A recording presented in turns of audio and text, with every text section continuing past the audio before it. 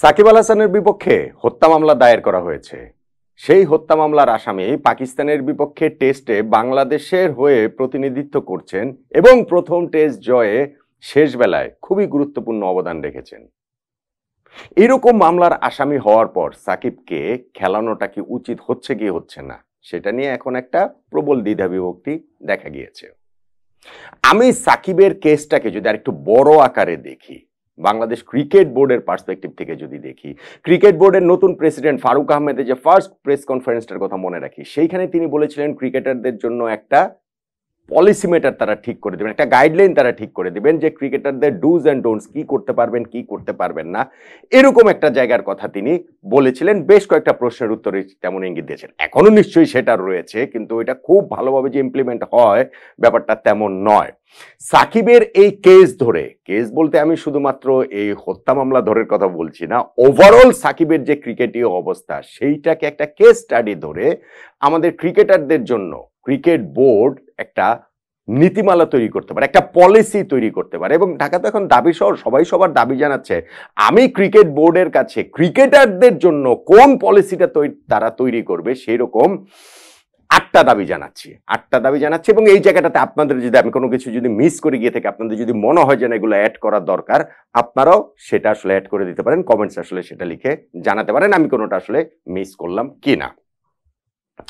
1 নম্বর দাবি, ক্রিকেটারদের জাতীয় দলে খেলা চলাকালীন সময়ে রাজনীতিতে আসাটা নিষিদ্ধ করতে হবে বাংলাদেশ ক্রিকেট বোর্ড। এখন রাজনীতি যদি কেউ করতে চান তাকে তো ক্রিকেট বোর্ড বাধা দিতে পারবেন না, এইটা তার নাগরিক অধিকার, রাজনীতি যে কেউই করতে পারেন। তবে ক্রিকেট বোর্ড যদি এরকম একটা পলিসি নেয় যে না, রাজনীতি করতে হলে তার আগে তাকে জাতীয় দল থেকে অবসর নিতে হবে, বা ক্রিকেট বোর্ডের কাছে তো ঘোষণা দিয়ে অবসর নিতে হবে তা না, ক্রিকেট বোর্ডের কাছে সেটা জানাতে হবে যে জাতীয় দলে যেন তাকে আর বিবেচনা না করা হয়। সেক্ষেত্রে যে রাজনৈতিক যেসব ঝামেলাগুলো হচ্ছে সাকিবকে কেন্দ্র করে বা হবে, সেই জায়গাগুলো ক্রিকেট বোর্ড অ্যাভয়েড করতে পারে, খুব ভালোভাবে অ্যাভয়েড করতে পারে। এখন ধরেন সাকিবের তো শুধুমাত্র এই যে আমরা একটা হত্যা মামলার আসামি তিনি হয়েছেন সেই আলোচনা করছি, তার তো আরো অনেক নানা রকম অপকর্ম রয়েছে, তার তো এরকম নানা রকম ব্যবসায়িক নানান অভিযোগ তার বিপক্ষে রয়েছে। ক্রিকেট বোর্ড তার ওইটা করতে পারবে না যে না খেলা চলাকালীন সময় কেউ ব্যবসা করতে পারবে না। তবে রাজনীতির এই বিষয়টাকে তারা একেবারেই আলাদা করতে পারে যে রাজনীতি করতে হলে ক্রিকেট বোর্ডের কাছে তাদের জানাতে হবে যে ন্যাশনাল টিমে তাকে যেন আর বিবেচনা না করা হয়। এইটা আমার হচ্ছে গিয়ে 1 নম্বর দাবি ক্রিকেট বোর্ডের কাছে ক্রিকেটারদের পলিসি তৈরি করার ক্ষেত্রে।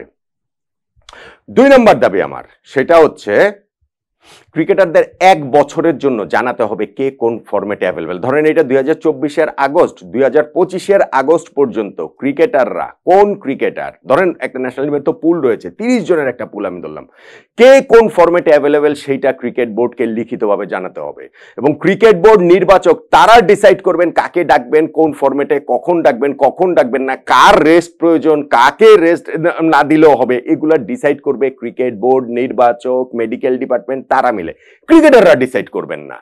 আমরা এটা দেখেছি, যেমন ধরেন হচ্ছে গিয়ে সাকিব টেস্ট খেলেন না হঠাৎ করে যে শ্রীলঙ্কার বিপক্ষে গত সিরিজের একটা টেস্ট সাকিব খেলে ফেললেন আউট অফ দ্য ব্লু। খেললে ভালো, কিন্তু আমি বলছি যে এটা খেললে তো দলের ওই যে ধারাবাহিকতা জায়গাটি সেটা কি ঠিক থাকে? তাসকিন টেস্ট খেলবেন না ঘোষণা দিলেন, তারপরে আবার তাসকিন বললেন যে না আমি টেস্টের জন্য অ্যাভেলেবেল। এর চেয়ে ভাই মুস্তাফিজই ভালো, তিনি টেস্ট খেলবেন না মানে খেলবেনই না, টেস্ট থেকে তাকে আসলে বিবেচনা করা হচ্ছে না। ফলে আমি মনে করি যে 1 বছরের জন্য এরকম একটা পলিসি ক্রিকেট বোর্ড নিতে পারে যে ক্রিকেটারদের লিখিতভাবে জানাতে হবে আমি ওয়ানডেতে অ্যাভেলেবেল আগামী 1 বছরে, টেস্টে অ্যাভেলেবেল, টি20-তে অ্যাভেলেবেল। তারপরে ক্রিকেট বোর্ড ডিসাইড করবে কাকে কখন ডাকবে না, রেস্ট দিবে না, এটা ক্রিকেট বোর্ডের সিদ্ধান্তটা হওয়া উচিত বলে আমি মনে করি।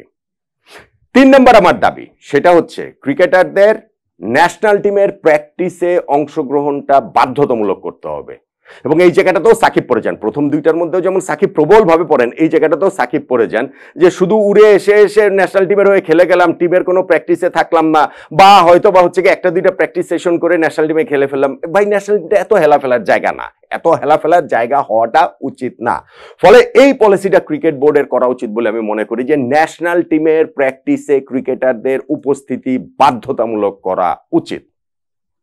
4 নম্বর আমার দাবি, ক্রিকেটাররা যে বিজ্ঞাপন করবেন সেই বিজ্ঞাপনের একটা নীতিমালা থাকতে হবে, কি করতে পারবেন, কি রকম বিজ্ঞাপন করতে পারবেন, কি রকম পারবেন না, ক্রিকেট বোর্ডের কাছ থেকে অনুমতি নিতে হবে। আমি জানি যে এটা একটা প্রসিডিউর রয়েছে, কিন্তু সেটা খুব ভালোভাবে আসলে ফলো করা হয় না আমাদের। নিশ্চয়ই আমি যদি একটু পেছনে ফেরত যাই তাহলে মনে আছে যে সাব্বির রহমান একটা বিজ্ঞাপন করে তুমুল সমালোচিত হয়েছিলেন, মনে আছে তো? আবার এই যে সাকিবের কথা বলছি, এইটাতেও সাকিব পড়ে যাচ্ছেন এই ধারাতেও। সেটা হচ্ছে গিয়ে ওই যে বেটিং এর বিজ্ঞাপন করে সাকিব আর ক্রিকেট বোর্ড একেবারে মুখোমুখি দাঁড়িয়ে গিয়েছিলেন। ফলে ক্রিকেট বোর্ডের ওই নীতিমালাটা অবশ্যই থাকা উচিত যে কোন বিজ্ঞাপন ক্রিকেটাররা করতে পারবেন, করলে সেটা হচ্ছে গিয়ে ক্রিকেটের ইমেজ ক্ষতিগ্রস্ত হবে না, শুধু তার ব্যক্তিগত লাভের কথা বিবেচনা করে ওই যে বেটিং এর বিজ্ঞাপন করে ফেলবেন, এমনটা আসলে ভাই হতে পারে না। এইটা আসলে ক্রিকেট বোর্ডের স্পষ্টভাবে জানান দিতে হবে। আমার 5 নম্বর দাবি, ন্যাশনাল টিমে খেলা চলাকালীন সময়ে খেলা, প্র্যাকটিস, টিমের ক্যাম্পে থাকা, হোটেলে থাকা ওই সময়কালে ক্রিকেটাররা, কোনো ক্রিকেটার বিজ্ঞাপন করতে পারবেন না, কোন রকম শোরুমের উদ্বোধন করতে পারবেন না। এবং এখানটাতেও সাকিব প্রবল ভাবে আসেন, তার ক্ষেত্রে এটা আমরা অহরহ দেখেছি, প্রবল মানে বহুবার দেখেছি আসলে। সো ন্যাশনাল টিমের যখন আপনি খেলছেন, যখন আপনি প্র্যাকটিসের মধ্যে আছেন, যখন আপনি টিমের মধ্যে আছেন, তখন ভাই এটা তো ফাইজলামি না। আপনি যে বিজ্ঞাপন করে আসবেন, আপনি যে হচ্ছে গিয়ে শোরুমের ফিতা কেটে দিয়ে চলে আসবেন, এইটা আসলে হতে পারে না। ক্রিকেট বোর্ডের এই জায়গাটাতেও খুব স্পষ্ট একটা নীতিমালা থাকা উচিত বলে আমি আসলে মনে করছি। কয়টা? 5টা বললাম। 6 নম্বর আমার দাবি, যেটা অনেকের কাছে হয়তো বা অত বেশি গুরুত্বপূর্ণ মনে হবে না, কিন্তু আমার কাছে গুরুত্বপূর্ণ মনে হয়।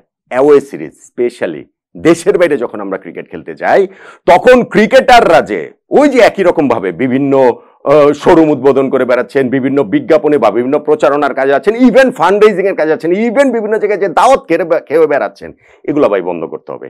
ন্যাশনাল টিমের ওই খেলার সময় এটা পুরো ন্যাশনাল টিম যেভাবে একসাথে যা করে সেটাই আসলে আপনাদের করতে হবে। বিদেশে গিয়ে এই যে এরোর বাসায় দাওয়াত খাওয়া, তারপরে হচ্ছে গিয়ে বিভিন্ন প্রোগ্রামে অ্যাটেন্ড করা, সেইখান দিয়ে নিজের পকেট ভারী করা, এইটা ভাই করা যাবে না। ক্রিকেট বোর্ডের এই নীতিমালাটাও থাকা উচিত বলে ক্রিকেটারদের জন্য আমি এটা মনে করি। 7 নম্বর আমার যে দাবি, সেটা হচ্ছে গিয়ে বাংলাদেশের ক্রিকেটারদের, এই ন্যাশনাল ক্রিকেটারদের ফার্স্ট ক্লাস ক্রিকেট খেলা বাধ্যতামূলক করতে হবে। আমাদের ক্রিকেটারদের নানান রকম কাজ, তাদের পারিবারিক কাজ, তাদের ওই যে বিশ্রামের ব্যাপার স্যাপার অনেক কিছু সামনে চলে আসে। কোন সময়? যখন হচ্ছে কি আমাদের ফার্স্ট ক্লাস খেলা হয়, আমাদের যখন হচ্ছে কি বিসিএল হয়, এনসিএল হয়, তখনই তাদের এই সব কাজ সামনে চলে আসে। কোনোদিন দেখলাম না যে বিপিএল চলাকালীন সময় তাদের ওই কাজ পড়ে, কিংবা ধরেন হচ্ছে গিয়ে ঢাকা লিগ চলাকালীন সময় এই কাজ পড়ে। ফার্স্ট ক্লাস ক্রিকেট আসলেই তাদের বিভিন্ন রকম কাজ পড়ে যায়। সো ফার্স্ট ক্লাস ক্রিকেটার খেলা ক্রিকেটারদের জন্য বাধ্যতামূলক করা উচিত বলে আমি মনে করি। এবং সেই জায়গাটাতে শুধু সাকিব না, এই জায়গাটাতে ন্যাশনাল টিমের অনেক রথী মহারথী আসলে পড়ে যান। আমার 8 নম্বর দাবি, সেটা হচ্ছে গিয়ে ক্রিকেটারদেরকে বছরে কয়টা ফ্র্যাঞ্চাইজি লিগ খেলার অনুমতি দেবেন সেটা ক্রিকেট বোর্ডের ঠিক করতে হবে। একবার আমরা দেখেছিলাম যে 2টার বেশি দেওয়া হবে না, কিন্তু সেটা খুব মানা হয় নাই, ওরকম ভাবে মেনটেন করা হয় নাই। ওই কিছুদিন আর কি হম্বিতম্বি করা হয়েছে, এরপরে আর এটা কন্টিনিউ করেনি। ফলে এখন এটা 2টা না, এটা যদি মনে হয় 3টাও করতে পারেন, আমার ওইটাতে কোনো অসুবিধা নাই। কিন্তু সেইটা একটা নির্দিষ্ট অবশ্যই সংখ্যা থাকতে হবে যে ক্রিকেটাররা 1টার বেশি বা 2টার বেশি বা 3টার বেশি ফ্র্যাঞ্চাইজি লিগে এক বছরে খেলতে পারবেন না। তখন কোন কোন লিগগুলা তারা খেলবেন তাদের ওই চুজ করার অপশনটা থাকে, এবং সেই চুজ করার অপশন তো অবভিয়াসলি সাকিবেরই সবচেয়ে বেশি থাকে। কিন্তু এখন আমরা যেহেতু বিশ্বের বিভিন্ন জায়গায় ফ্র্যাঞ্চাইজি টুর্নামেন্ট হচ্ছে, এবং সেই সব জায়গাতে আমাদের অনেক ক্রিকেটার খেলছেন, তাসকিনের কথা বলতে পারি, শরীফুলের কথা বলতে পারি, ওই টি10 ওইসব যদি হিসাব করেন আফিফ টাইপ অনেকেই কিন্তু রয়েছেন। সো ওইখানটাতে আমি মনে করি যে ক্রিকেট বোর্ডের একটা সুনির্দিষ্ট পলিসি থাকা প্রয়োজন। এখন দাবি সহ ঢাকায় আমি সাকিবকে কেস স্টাডি ধরে 8টা দাবির কথা বললাম যে ক্রিকেটারদেরকে এই 8টা পলিসির মধ্যে ক্রিকেট বোর্ডে নিয়ে আসা উচিত। আমারই কথাই যে শেষ কথা তা নয়, আমি হয়তো বা কোনো কিছু মিসও করে যেতে পারি। আপনাদের যদি মনে হয় যে না ক্রিকেটারদের জন্য আরো কোনো নীতিমালা অ্যাড করা উচিত এই 8এর সঙ্গে আপনার একমত থাকে সেটা জানাবেন, এবং আরো কোনো নীতিমালা আসলে অ্যাড করা উচিত কিনা আমি যদি কোনোটা মিস করে গিয়ে থাকি সেটাও আপনারা কমেন্টস করে জানাতে পারেন।